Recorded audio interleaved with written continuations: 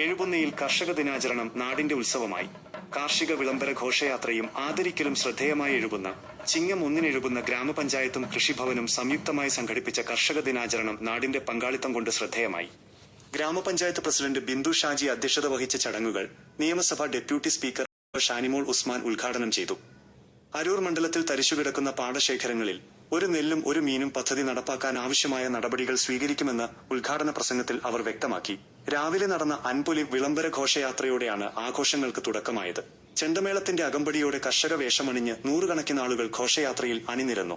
കുരുത്തോലയും ഓലയും കൊണ്ട് അലങ്കരിച്ച വഞ്ചിയിൽ ചെന്തെങ്ങിൻ, കുലകൾ, അടയ്ക്ക, പഴവർഗ്ഗങ്ങൾ, പച്ചക്കറികൾ എന്നിവയുൾപ്പെടെ 22 ഇനം കാർഷിക വിഭവങ്ങൾ പ്രദർശിപ്പിച്ചത് കൗതുകമുണർത്തി. ഇതിനോടൊപ്പം ഒരുക്കിയ മനോഹരമായ അത്തപ്പൂക്കളവും ആകർഷകമായി. ചടങ്ങിൽ വിവിധ വിഭാഗങ്ങളിലായി തെരഞ്ഞെടുത്ത 22 മികച്ച കർഷകരെയും കാർഷിക മത്സര വിജയികളെയും ആദരിച്ചു. കൃഷി ഓഫീസർ ഫാത്തിമ രഹിയാനത്ത് സ്വാഗതം ആശംസിച്ചു.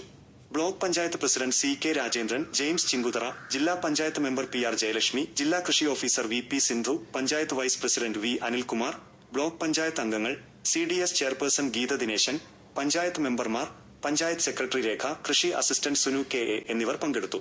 അസിസ്റ്റന്റ് കൃഷി ഓഫീസർ സുരേഷ് കുമാർ കൃതജ്ഞത രേഖപ്പെടുത്തി. അങ്കണവാടി കുട്ടികൾക്കായി നടത്തിയ കർഷക വേഷപ്രച്ഛന്ന മത്സരവും പരിപാടിയുടെ ഭാഗമായി നടന്നു. നൂറുകണക്കിന് ആളുകൾ പങ്കെടുത്ത വിഭവസമൃദ്ധമായ ഓണസദ്യയും നാടൻപാട്ടും കർഷക ദിനാഘോഷങ്ങൾക്ക് മാറ്റുകൂട്ടി.